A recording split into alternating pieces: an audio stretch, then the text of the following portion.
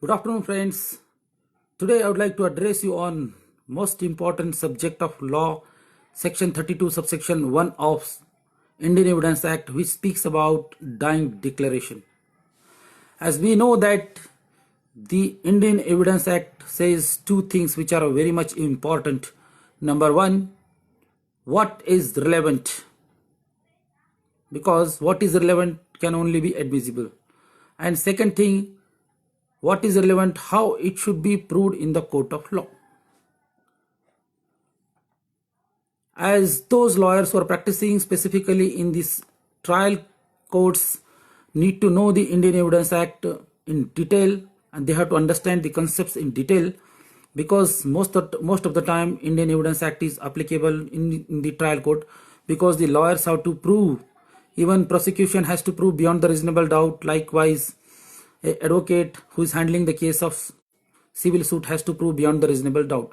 Whereas in case of Honorable High Court and Supreme Court, only a question of law arises, and the principle of natural justice, whether it have been complied or not by the trial court, will be checked by the Honorable Supreme Court and High Court. Though I am not specifically practicing in the Sessions Court, still I would like to address on this topic. Today I have selected this topic of dying declaration.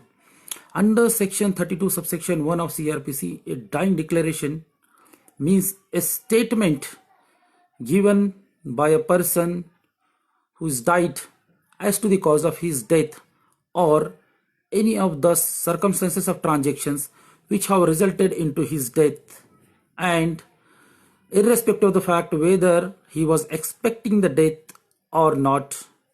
Means while giving the statement, whether he was expecting the death or not, that is immaterial. And whatever may be the nature of the proceeding, that is whether the matter may be civil matter or may be a criminal matter.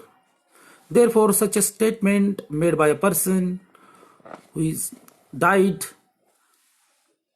are relevant, and this evidence is considered to be a very credible evidence, very important evidence, very trustworthy evidence, and based on this dying declaration, conviction is possible.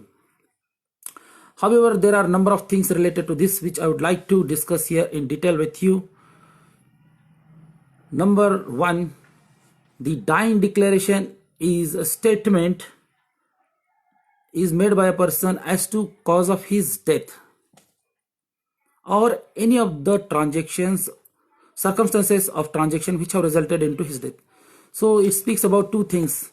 If a person is making a statement that he saw an incident that someone was killing or killed to his friend, and then he is making such a statement, then this is not a dying declaration, because it is only a prosecution statement, because it is not pertaining to his death. Therefore, to attract the section of dying declaration, what is important, that ingredients of the statement need to be checked into. The statement is given by the person as to cause of his own death. Here in this case, there was no cause of his own death. Therefore, the statement must be as to the cause of his own death, or circumstances of the transactions which have resulted into his death. That is, second part is also important. In one of the case laws, I would like to read here Pakala Narayan Swami's case in 1939. What happened? From this you will come to know what are the dying declaration, and that which is falling in the second part, that is circumstances of the transactions which have resulted into his death. In this case, X person has given the money to another person's Y persons, and he was not giving the money. Therefore, there was a dispute going on between he and the accused. Accused got the money, but he was not returning the money. One day, accused called him and said him to come to my village and I'll return the money. Already there was a dispute which was going on between these two persons. Therefore, the person, while going to the other village, he made a statement to his wife that today I am going to recover the money from the debtor to whom he has given the money. Then he went there and his wife was also knowing that some dispute was going between these two persons. Then he went there, and thereafter that person who went there was killed, and his 7 pieces of body have been, his body was cut in 7 pieces and was kept in the trunk. Later on, because that person who died, he never made any statement before his death. However, he spoke to his wife that there was a dispute going on between he and him and the other persons, that borrower, and he's going to get the money back from that persons. Therefore, this everything he has narrated to his wife. Then from the other evidences also, like the trunk which was purchased on behalf of the accused, some evidences were related to that, and the statement given to the wife, and there was a reason to believe that the accused had already borrowed the money, that is also relevant, and he took the money from that, and there was a dispute going on between these two persons, that is also relevant. So all these evidences were collected, and from this it was that accused was convicted. Therefore this was treated as a dying declaration, because these were the circumstances of the transactions which have resulted into the death of that persons. Normally a dying declaration means, we see that when a person is going to die, he will give a statement normally in the hospitals when he is admitted or he got the burn injuries. Then he will say that as to what is the cause of his death, who killed him or who attacked him, or whether if he has committed, if he has taken some poison, etc., as to why he has taken the poison, etc. So he will tell the reasons. Therefore in Indian law, the death of that person may be due to homicidal or accidental or suicidal. However, in English law, the death must be homicidal only. That is the difference. And in Indian law, the person who is making a statement when he is likely to die, then it is not expected that whether he expect the death or not. It is not material whether he thinks that he is going to die or not. That is not material. Whereas in case of United Kingdom, it is material that the person who makes such a statement must feel that he is going to die. However, we are not going into the United Kingdom's law. We are just making what is the distinction between these two. So the philosophy behind this dying declaration is that the person who is going to die, he will speak truth, because he is going to meet his Almighty God, etc., whatever name we call it. Therefore the person who is on the deathbed, it is stated by scholars that the truth lies on the lip of a person who is going to die. Therefore he will not make a false statement. Hence, because of this philosophy only, this statement made by the deceased as to cause of his death or any of the circumstances which have resulted, circumstances of transaction which have resulted into his death, is relevant. And this is good piece of evidence, masterpiece of evidence. Based on that, he can be convicted. Now there are other number of things which are also important, which I am going to discuss, because this subject is very broad subject and lengthy subject, which will take a time to cover all these things. As I said that under Indian law, the expectation of death of the declarer is not important, whether irrespective of the fact whether he is expecting his death or not, that is not material. Whereas in case of United Kingdom, it is expected. And the death in case of India may be homicidal, suicidal or accidental, whereas in case of United Kingdom, it should be homicidal only. Now suppose a person gave a statement, he said that XYZ person has attacked him, thereafter he died. Then his statement is recorded. It can be recorded by doctor, it can be recorded by magistrate, it can be recorded by nurse or any person who is available at that time. Then such a statement is relevant, and because it speaks about the cause of his death, who attacked him, why attacked him, Therefore, that evidence is important. See, according to section 60 of the Evidence Act, which says that the person who saw, who heard, or who perceived by his senses should come to the court and make a deposition in the court, and his evidence is of worthy, and that will be given priority because that is first source of information. Whereas that section 32 subsection 1 is exception to that rule, because the person who died, he will not come to the court, obviously, naturally. Therefore, what he has written, either letter or dying declaration, only that has to be proved. Or if he has given dying declaration in the oral form, then the person to whom the dying declaration is given, that person has to come to the court being a prosecution witness, and then he can be cross-examined. Thereafter, prosecution can prove. And because the dying declaration can be in any forms. Number one, the dying declaration can be in the written form. Yes, it can be in the written form. Likewise, the letters. If a wife is making a letter complaining she is sending letters to her parents that cruelty is being meted out by the husband or in-laws of the husband, and thereafter, within the span of 7 years, she was subjected to cruelty, and thereafter she has committed suicide. Then the husband or relative may be prosecuted under section 306 of the Indian Penal Code. And in that case, the letter so received by the father or mother of the lady can be proved, and because it speaks about the cause of her death. Or she might have written the suicide note. In that case, the letter can be treated as a dying declaration, and that can be proved in the court of law because it is relevant. Therefore, it is admissible in the Evidence Act. Now, dying declaration can be in the written form. As I said to you, that a person is making a statement that is being written, and the dying declaration is signed by him, and the person who is recording, that person will also sign the same. Or even dying declaration can be in the form of oral. Likewise, the person is just giving a statement as to the cause of his death or any of the circumstances of transaction which have resulted into his death. Then he is explaining the same to the person who is writing the same or recording the same.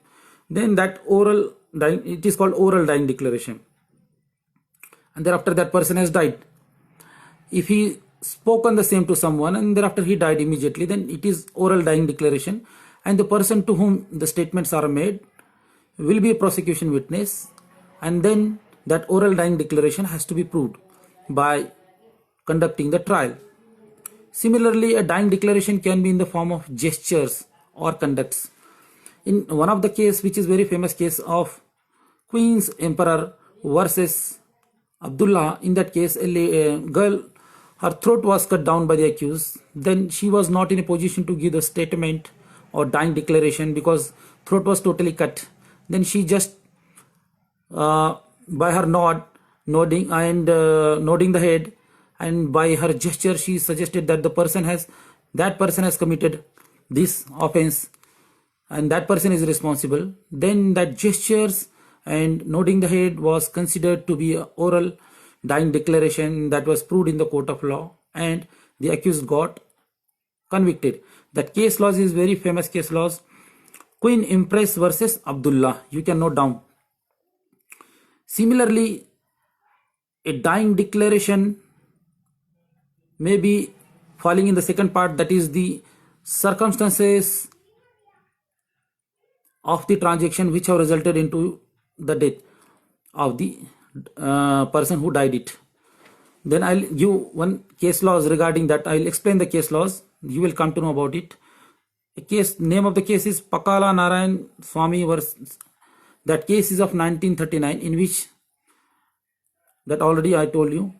There were circumstances existing, and the accused was punished because he lended the money, and he told that person has told his wife that he has already given the money, but the person is not returning the money, and there was a dispute is going on between him and the other persons, that is the borrower, and he called him and he is going to return the amount. So he said everything to his wife, and from the other evidences also it was proved that because that person was killed and his body was cut in 7 pieces. It was lying in the trunk. Thereafter, that trunk was purchased on behalf of the accused. He has already got the money. There was a dispute was going on between these two persons, and the dispute was going between these two persons, and he went to meet that person only to get the money back. Therefore, all these evidences, circumstantial evidences, were collected. These were treated as a dying declaration, which is falling in the second category, that circumstances of the transactions which have resulted into his death. Now another question arises. We came to know that the dying declaration could be oral dying declaration, it could be by conduct, it could be in the written form. There is no prescribed form or format in which the dying declaration should be given. It could be in the form of question and answer, it could be in the form of letters, or it could be even oral dying declaration, or it could be even by conduct. Therefore, there is no statutory law to say that a dying declaration should be recorded in such a manner. There is no such thing. And now question arises, who can record the dying declaration? Obviously, anyone who is present near the person who is going to die will record the statement, and it is also not specifically stated that it should be recorded by a particular person. Therefore, dying declaration can be recorded by even magistrate, or dying declaration could be recorded by doctor, generally doctor, because the person is already admitted in the hospital, who is going to die, who is on the bed of death.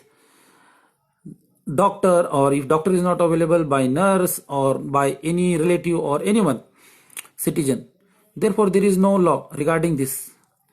However, generally a dying declaration is recorded by doctors normally, or staff of the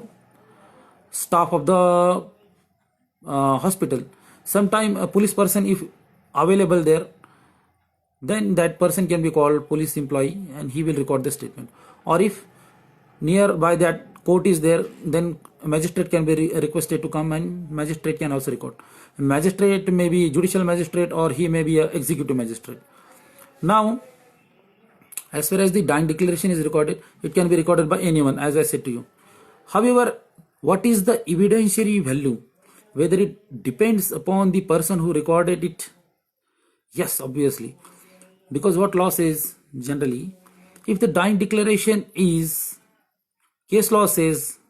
number of case law says that if the dying declaration is recorded by a magistrate, that will get certain weightage, and therefore question or doubt does not arises there, or less doubts arises there. There won't be doubt as to the credibility. Therefore, if the dying declaration is recorded by a magistrate, then that will have some weightage. Similarly, if the dying declaration is recorded by police, that will have some lesser evidentiary value. Less weight will be given by the court while hearing in the trial.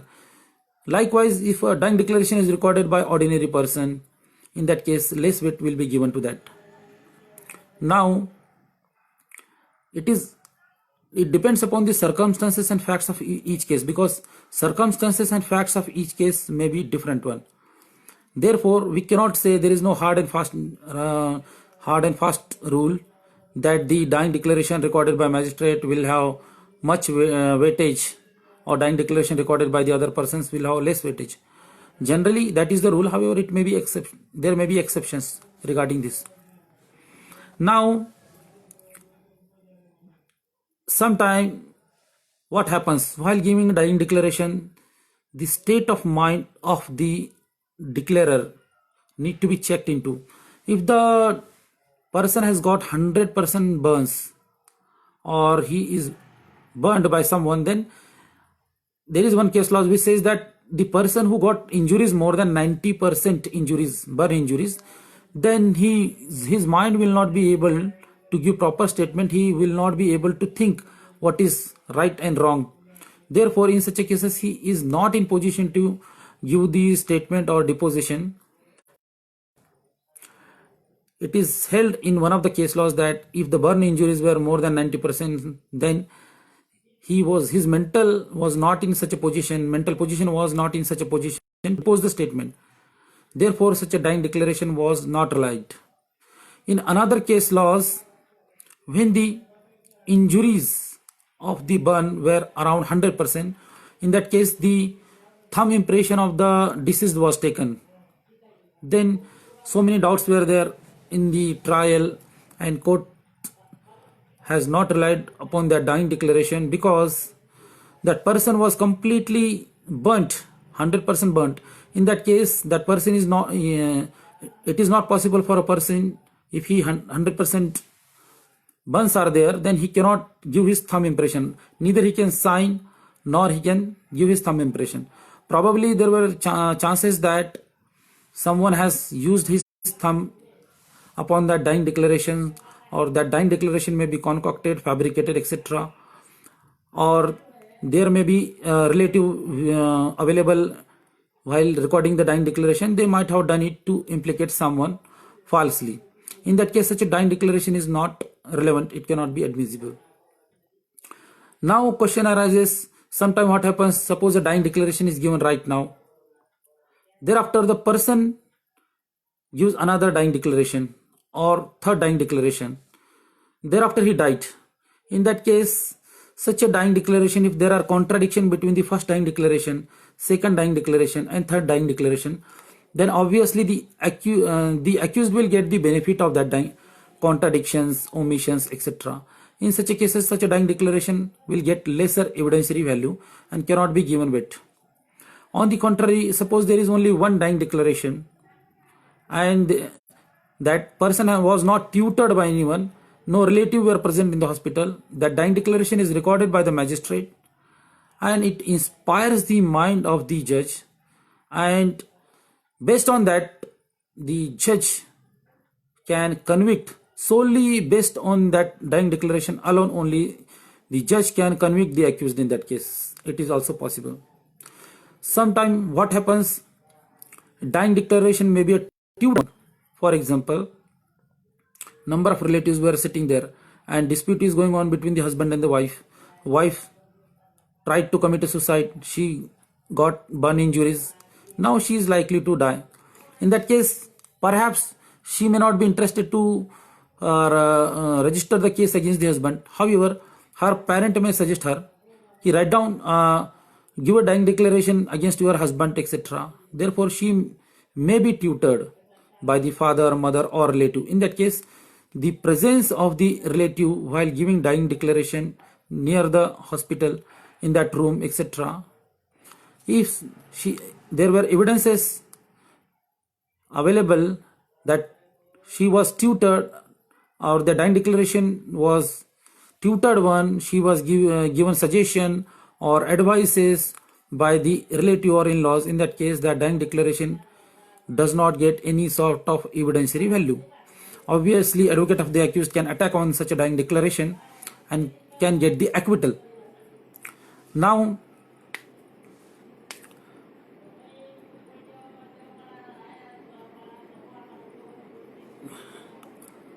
sometime what happens, corroboration is not required to be done because it is settled law that in many of the cases, Honorable Supreme Court has also said that based on the dying declaration alone, the conviction is possible without doing corroboration from the other independent evidences. However, if there are doubts, then the corroboration should be done, that is advisable, because the guilt has to be proved beyond the reasonable doubt.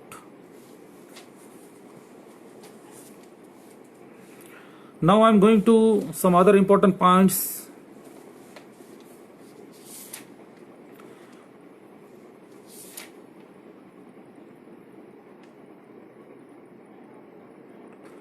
Question arises whether a FIR can be treated as a dying declaration. If a person gives a statement to the police that XYZ person has beaten him and he gave a complaint, an FIR is registered, and that person complainant went to his home and after 3 days, 4 days he died. In that case, that FIR was treated as a dying declaration.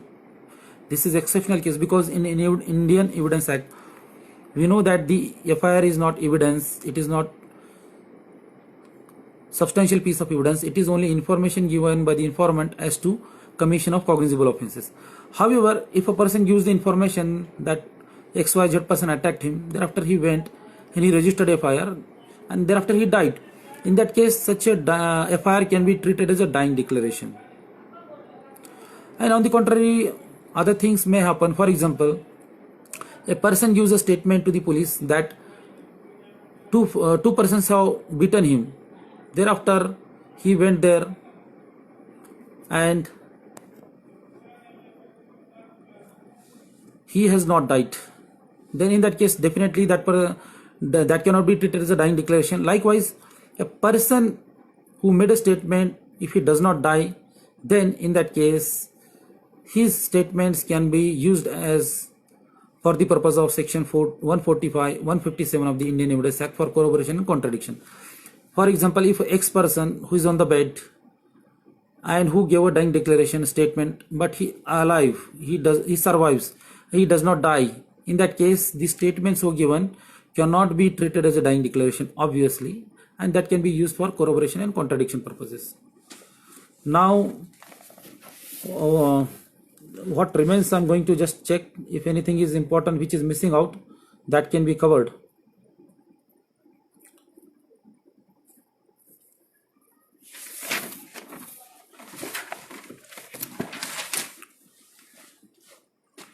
If dying declaration is given by the person in two languages, there is already one case law in that it was held that a person gave a dying declaration in Kannada language and thereafter in Urdu.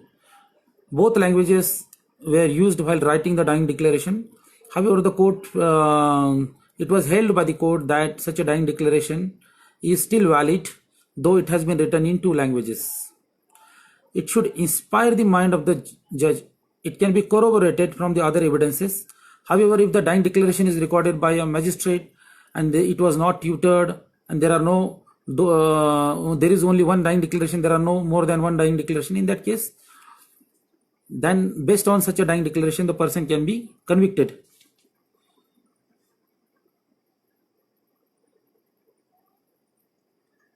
And in one of the case laws, it was argued by the